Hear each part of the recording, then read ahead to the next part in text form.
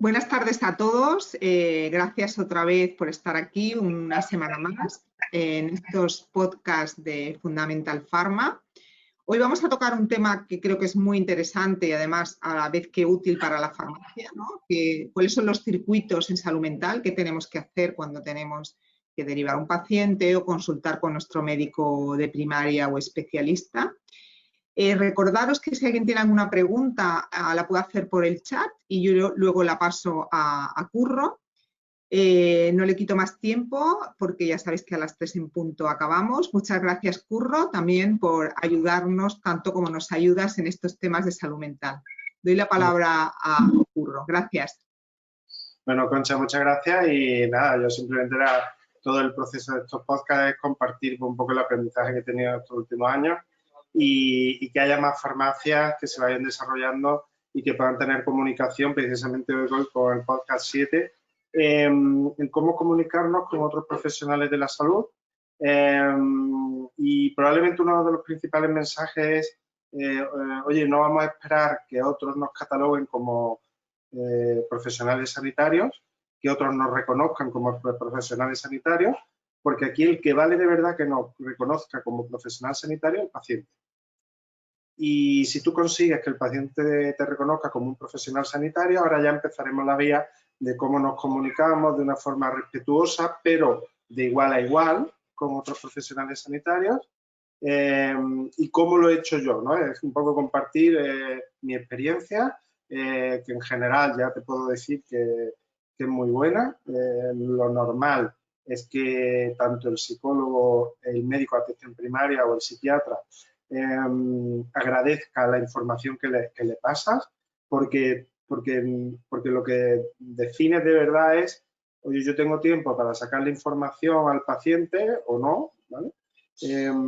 Pero le he dedicado tiempo a sacar la información al paciente, yo soy el especialista del medicamento, tú eres el especialista del diagnóstico y de la prescripción tratamiento, pero el seguimiento de la medicación lo tenemos que hacer juntos.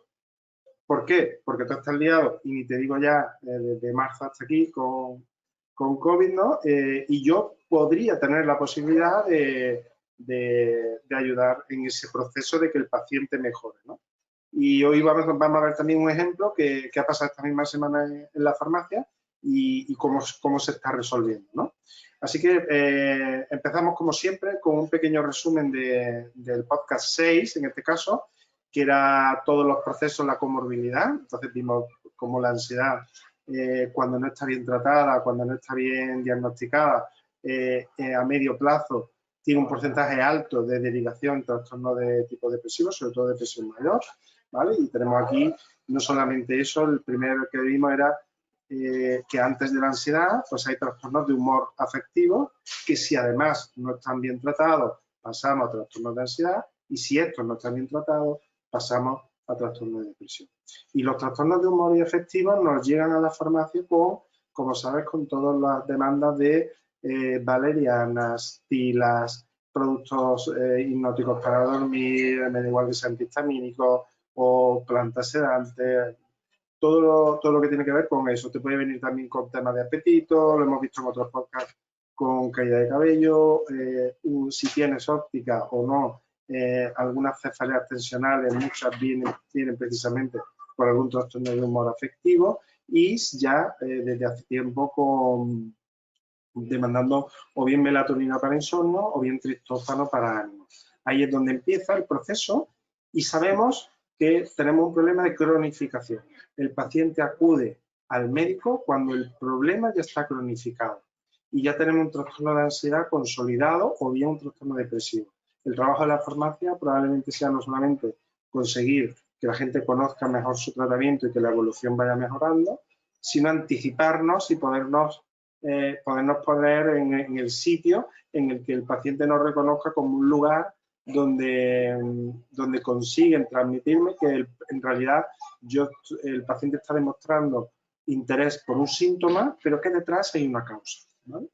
El 50% de la depresión, este sería el porcentaje, según estos autores, han tenido algún trastorno de ansiedad en depresión mayor y que además, una vez que ya está instalado un trastorno de depresión mayor, pues coexisten trastornos de ansiedad generalizada y trastornos de pánico, que son los dos grandes grupos que nos encontramos. Vimos un pequeño toque de todos los trastornos de déficit de atención e hiperactividad, ¿vale? Diferenciamos, una cosa es déficit de atención, que es me cuesta concentrarme en una cosa, y otra cosa, y otro tema diferente es si tengo necesidad de estar en 10 cosas a la vez, ¿vale? Que aunque pueda parecer que están relacionados, en realidad el diagnóstico y tratamiento es distinto. Y cómo eso te puede afectar, sobre todo en niños, al aprendizaje, a la comunicación y los trastornos de ansiedad derivados de eso, ¿no? Pues, desde la farmacia podemos hacer mucho para informar cómo son los tratamientos, cómo es la evolución normal, derivación al especialista, etc. Y luego fijaros cómo en un alto porcentaje las personas, los niños con trastornos de déficit de atención o hiperactividad, tienen un alto grado de ansiedad social, ¿vale? Por esa imposibilidad de comunicarse, de que le entiendan, de estar en un entorno donde no se le mire raro, etcétera, etcétera, ¿no? Pues eso a los familiares, padre, madre o tutores, pues les reconforta mucho informarse, primero, que no son los únicos, aunque mal de mucho consuelo de tonto a veces no merece la pena, pero en este caso a mí me funciona y cuando una persona ve que no es el único que le está pasando, como ya no se siente tan raro. Vale, otras comorbilidades, como vimos el tema de la enfermedad vascular, enfermedad del endotelio, que muy probablemente con todos los factores inflamatorios que tienen que ver con los glucocorticoides tipo cortisol.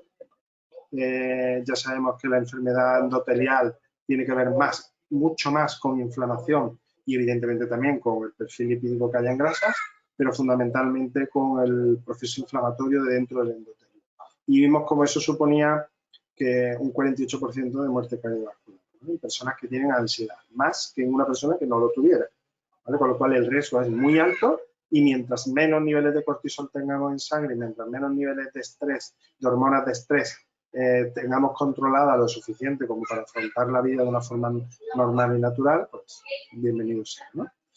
¿Vale? Aquí vemos cómo justo después de los infartos y de las angina de pecho no está tan demostrado, fundamentalmente con el infarto, el proceso estresante, todo el proceso de hospitalización, de qué será el futuro, lo volveré a tener, ese proceso ansioso provoca modificación de neurotransmisores y esos neurotransmisores podrían provocar o bien un trastorno de pánico creyendo que te está pasando cuando en realidad no, o trastorno depresivo y revisa cada vez que te llegue una tarjeta de receta electrónica, que probablemente te encontrará algún antidepresivo cuando te ha encontrado algún anticoagulante, por ejemplo, o algún antihipertensivo o algún vasodilatador, ¿vale?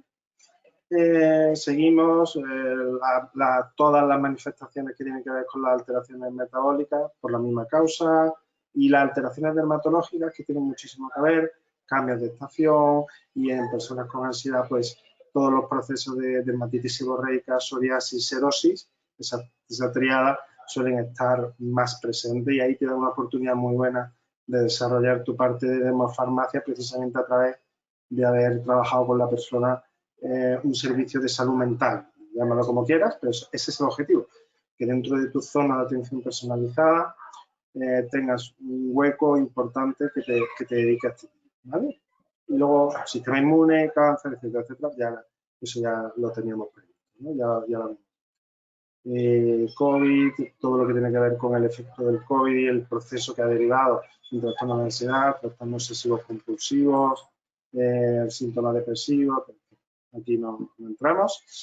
Y ya entramos en el podcast 7, que tiene que ver con no estamos solos, pero en realidad no sé si no estamos solos porque no nos afectan o porque no hacemos todo lo que tendríamos que hacer o todo lo que podríamos hacer para que precisamente a través del paciente otros profesionales sanitarios nos vieran todavía más, ¿no? Porque entiendo que somos valorados, pero que creo que hay una cierta demanda en nuestro sector, en nuestra profesión, sobre sentirnos más parte del sistema de salud, ¿no? Y bueno, pues todo lo que pueden hacer otros, es verdad que está mucho más en manos de otros, pero que nuestros representantes ese es su trabajo fundamental, ¿no? Pero dentro del nuestro también está un poco de hacer autocrítica, de ver si realmente el tiempo que le estamos dedicando a nuestra botica, a nuestra farmacia, cuánto está dedicado, ¿no? Y te hago estas 3 preguntas que tienen que ver con si de verdad nos percibe el médico, y tanto enfermería también, y también otros profesionales como psicólogos, ¿no? Psicólogos, psiquiatras también, y el paciente. O sea, el paciente realmente me dio mucho alegría cuando el otro día me dijo Concha que había habido varias peticiones de ampliación de desarrollo de fármacos en el sentido, como vimos, de comparar fluoxetina con paroxetina, más conocimiento del fármaco, porque eso te va a dar un nivel muy alto y una confianza muy alta con respecto al paciente, pero en cosas prácticas. No hace falta que le hable de farmacocinética, la T-media y tal, ¿no? Pero tiene que ver mucho más con cómo eres capaz de transformar el conocimiento en algo que a la persona le sirva, ¿no? Y los problemas que son realmente de la persona. Entonces, pues, todo este proceso derivó hace un tiempo en la necesidad de todo lo que yo estaba trabajando con los pacientes, trasladarlo al médico. O sea, teníamos que conseguir que el médico nos viera como un igual, que nos viera el nivel, que viera un nivel relativamente alto y que viera que no estábamos aquí para ocuparle su lugar ni para hacer su trabajo, ¿no? Y en enfermería, posiblemente también en personas mayores cuidadores, pero también en psicología, ¿no? En psicólogos, que también le puede ser de mucha ayuda la información que tú le puedas transmitir, ¿vale? Así que, precisamente, como para sentirnos parte del sistema sanitario, te hago esta pregunta que está en azul, que tiene que ver mucho con autocrítica. Disculpa si te sientes un poco, si lo sientes ofensivo, pero para mí me parece que es una muestra bastante fiable de cuánto estamos haciendo, cuánto estás haciendo por sentirte parte del sistema sanitario. Y no sé cuántas veces te has podido comunicar con otros profesionales sanitarios, pero a mí me parece una buena medida. Y ponerte un objetivo de conseguir de aquí a final de año 2 o 3 comunicaciones vamos a compartir cómo lo hago yo, pero el informe podría ser de cualquier otra o alguna sociedad científica o algún colegio profesional. A mí en particular me parece que como farmacia y como titular o adjunto, como licenciado, tienes que firmar tu informe y tienes que saber la persona quién es el que está firmando, independientemente de que esté avalado por un colegio o por una sociedad científica. Creo que al profesional sanitario probablemente ni la conozca, ¿no? Cualquiera de ellos, ¿no? Te pongo aquí que probablemente no demasiadas, espero que me esté equivocando y que en tu caso sea muy alto. Creo que le tenemos que dejar de perder el miedo a meternos en parte del trabajo de otros, porque el objetivo no es ocupar su espacio, el objetivo no es suplantar sus competencias, el objetivo es que el paciente mejore la calidad de vida y que eso tiene mucho que ver en si somos capaces de trabajar juntos. Te vas a encontrar personas, evidentemente ya lo sabes de sobra, que te van a decir que no, esta es mi parcela, yo manejo y yo aquí hago lo que tú quieras, mándame los informes que tú quieras, pero yo no los pienso ni leer, ¿no?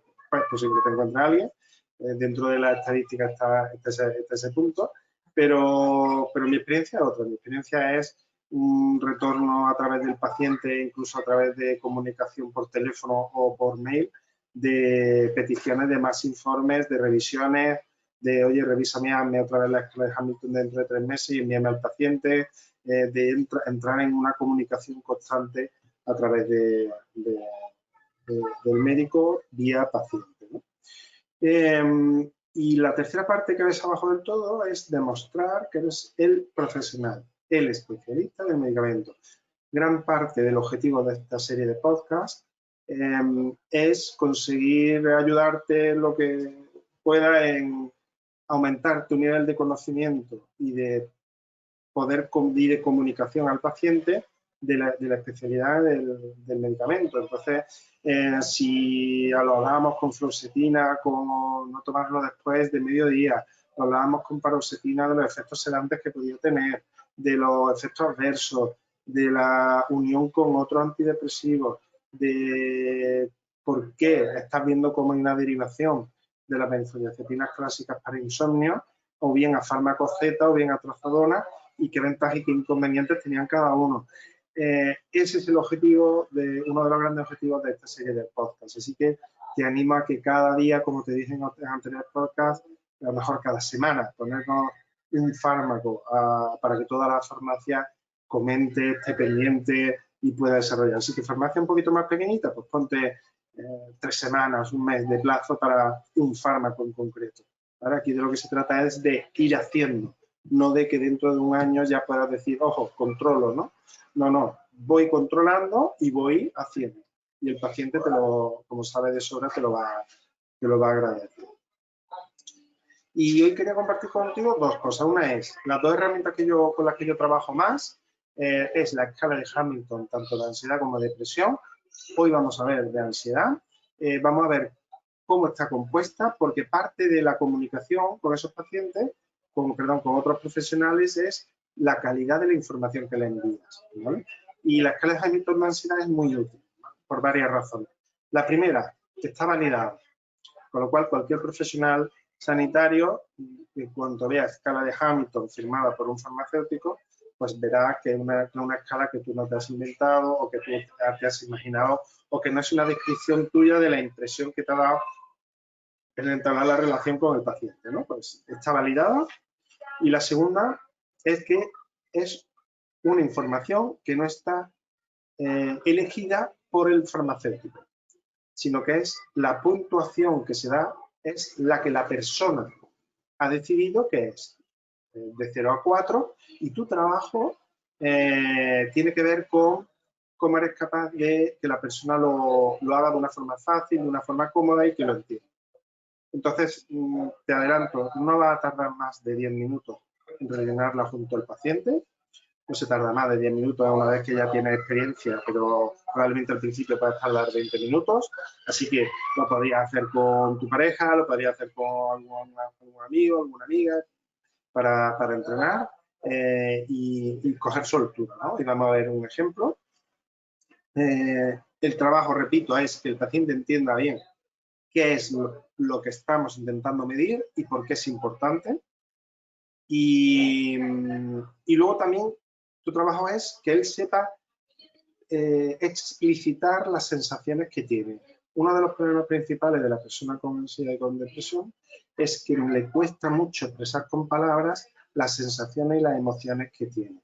Entonces, un especialista podría tener tiempo, media hora, 25 minutos, en conseguir que la persona encuentre ese espacio donde poder expresar de una forma calmada, de una forma sosegada, esas sensaciones que tiene.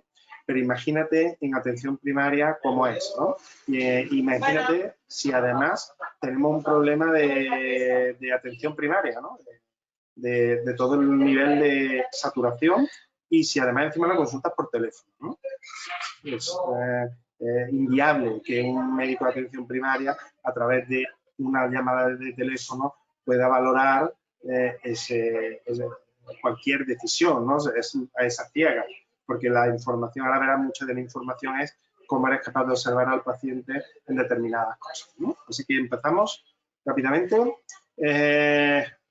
Empezamos por 6 puntos, como es a la izquierda, que tienen que ver con ansiedad psíquica, ¿vale? Sabes que la ansiedad tiene que ver con lo que me siento en mi cuerpo, fisiológica, y luego tiene que ver con las emociones que siento y las conductas que tengo, ¿vale? Entonces, aquí en realidad lo que estamos valorando es la ansiedad psíquica, aquella ansiedad que tiene que ver más con mis pensamientos y mis emociones, ¿vale? Entonces, aquí veis, se rellena de 0 a 4, 0 es nada y 4 es mucho. Y vamos a empezar por la primera, que es el estado ansioso. Aquí normalmente lo que más entiende el paciente es la sensación de que va a pasar algo. Cuando el paciente le pregunta, ¿tienes como la sensación de que va a pasar algo o de que vas a llamar y que tienes sensación, llama a una persona, no te lo coge y ya empiezas como a conducta, se llaman conducta de anticipación? Estoy anticipándome a no me lo coge, le habrá pasado algo, ¿verdad? Pues son esas expectativas de catástrofe que ves ahí. La anticipación con terror que ves ahí tiene que ver con si yo me estoy anticipando que voy a tener un nuevo ataque de ansiedad. Y es que como noto que me están sudando las manos, inmediatamente se activa todo el proceso lo hemos hablado en otros podcasts, de secuestro amigdalar. La amígdala empieza a generar mucha actividad interna y ese secuestro precisamente lo que hace es que el cerebro racional no sea capaz de controlarlo. Entonces no hay ninguna razón para tener un ataque de ansiedad, no hay ninguna razón objetiva, pero he tenido ahí como una sensación rara, ¿no? Esto le está dando información al médico de que probablemente el sistema serotonina-noradrenalina no está funcionando bien. Y ahí esa información es donde el médico va a saber qué teclas tocar, qué fármacos tocar y a qué dosis para conseguir que ese problema disminuya. Si se ha puntuado alto, ¿vale? Si se ha puntuado bajo, pues también la información de no hacerlo, ¿no? La segunda es tensión, que tiene que ver, como ves, con sensación de tensión, fatiga, llanto fácil, temblores, sensación de incapacidad, o sea, intranquilidad, ¿no? Y entonces la persona se le ve, tienes contracturas, esa sensación de angustia, ¿no? De tensión. La tercera sería miedo.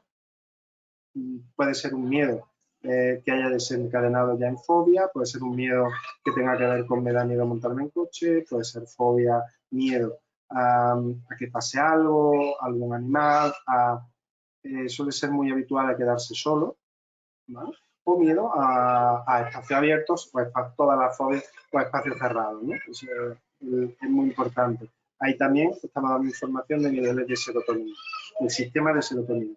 En el cuarto tiene que ver con insomnio, dificultades de conciliación, sueño interrumpido, tipo de sueño. Aquí nosotros le preguntamos al paciente si le cuesta dormir o se despierta muchas veces por la noche, ¿no?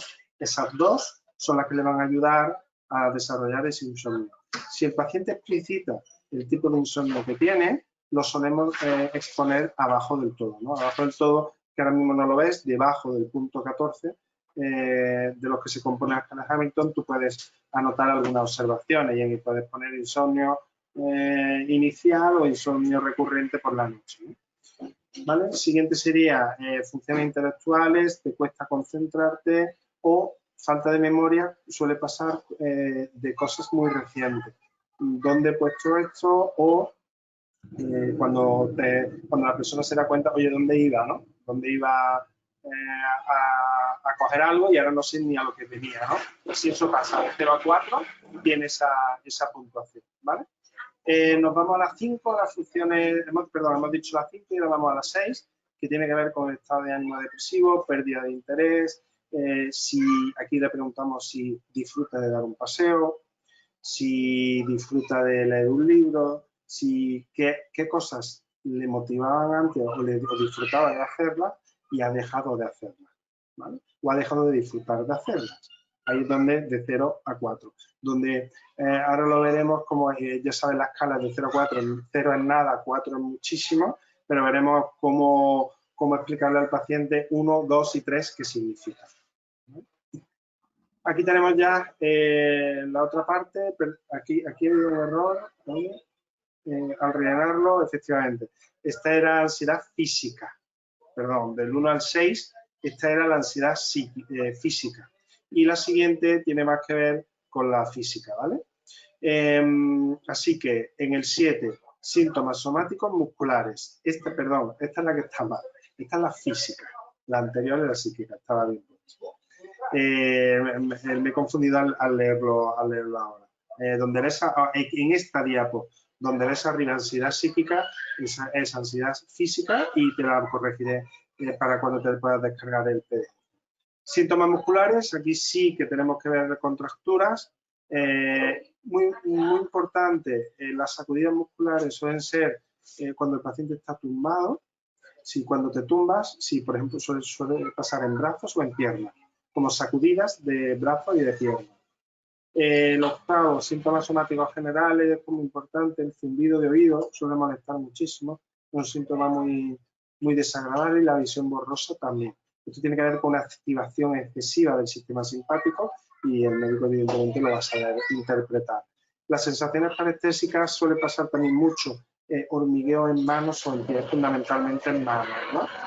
El 9 son síntomas cardiovasculares, donde la persona es muy común que se sienta o bien palpitaciones en la cabeza o que al acostarse te puede al presionar el oído puedes notar la palpitación en el oído, o simplemente en el corazón notarse las palpitaciones como van aumentando. Eso es lo que hace es generar un circuito de estoy pendiente, me reafirmo en que estoy pendiente porque me puede pasar algo y me empiezo a controlar que no vaya más. Cuando tú empiezas en ese proceso, es exactamente igual que cuando le decía, os comentaba en otro podcast, que comentábamos no piense en un elefante azul. Si yo te digo, a ti has pensado en un elefante azul, si yo le digo no piense en que te están notando las palpitaciones, pues vas a pensar todavía más. Y aquí los psicólogos trabajan muy bien las técnicas de desviación, ¿vale? Cómo conseguir que la mente no esté enfocada en ese punto, sino conseguir darte cuenta de que te estás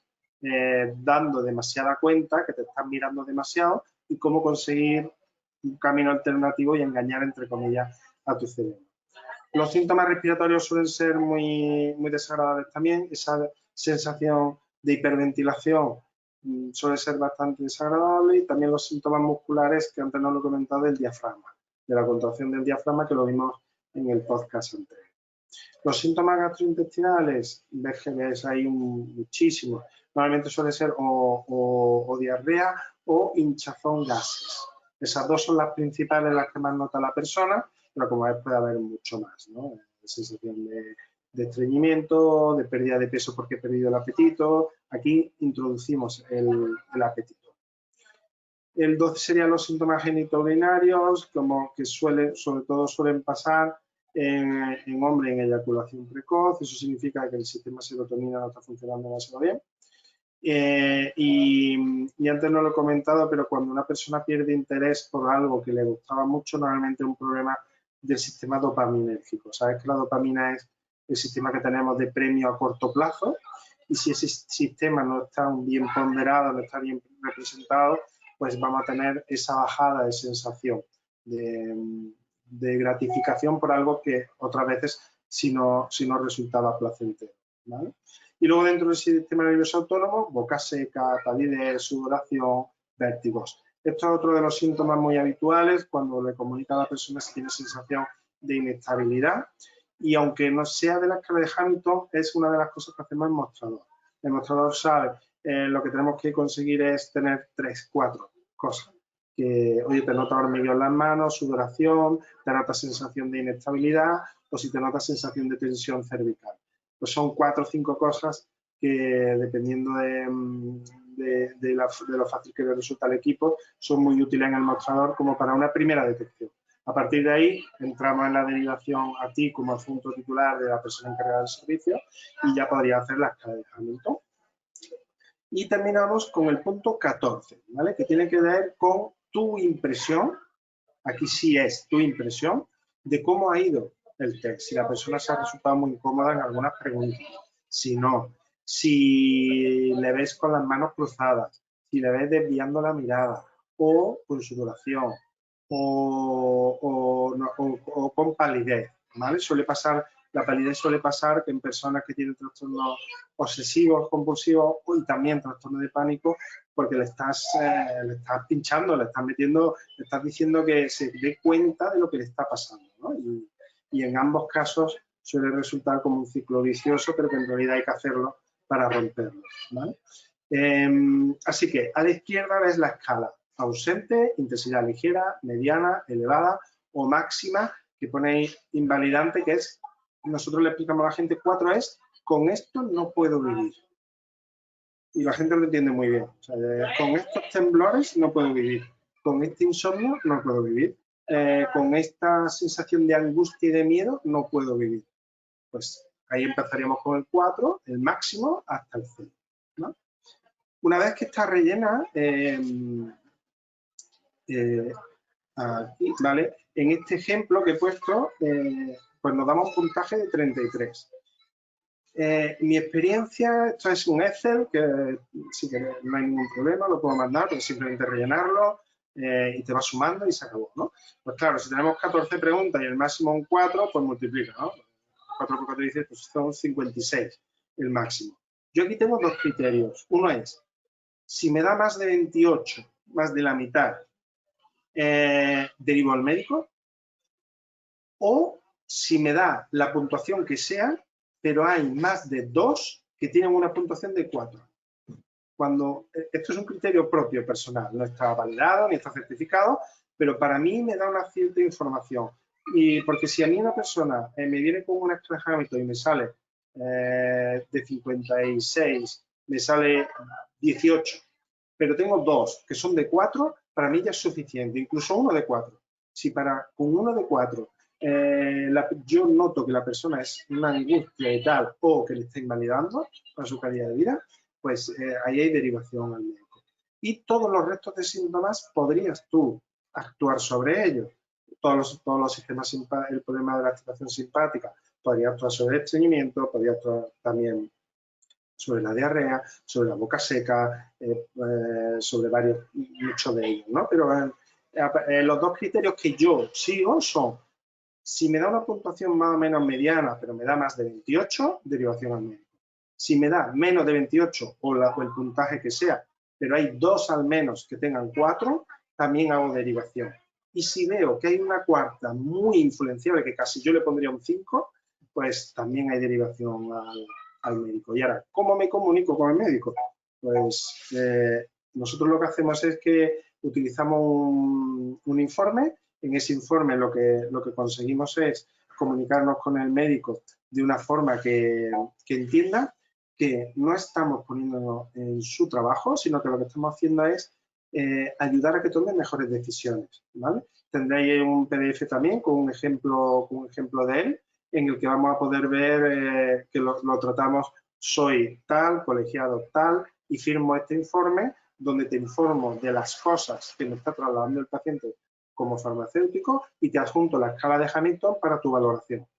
Se acabó. Y ahí entras en una dinámica muy interesante. Así que me he pasado hoy de tiempo, pero bueno. Sí, nos hemos pasado un par de minutos. Me imagino que queda la parte, ¿no?, para el próximo día de cómo derivar al especialista, que es un tema que yo creo que es crítico. Sí. Sí, es en el momento que ya tiene la escala de Hamilton. Veremos la semana que sigue cuando sea el podcast cómo dar el informe que utilizamos para la comunicación con el médico. Claro, que yo creo que esto es lo que están esperando muchas farmacias, que les digamos, ¿no?, qué tipo de informes usas, porque es siempre como el tema más delicado, ¿no? Cómo me dirijo al médico cuando yo no estoy diagnosticando, pero sí que he observado que hay algún parámetro alterado. Pues nada, no os queremos robar más tiempo, os emplazamos a la semana que viene para que empezaremos con este tema y seguiremos con la prevista, que hablaremos de sueño, de las consultas de sueño en la farmacia, que además ahora han aumentado mucho y creo que es un tema de bastante interés. Gracias a todos, gracias Curro, y nos vemos la semana que viene. Venga, un saludo. Gracias. Gracias, adiós.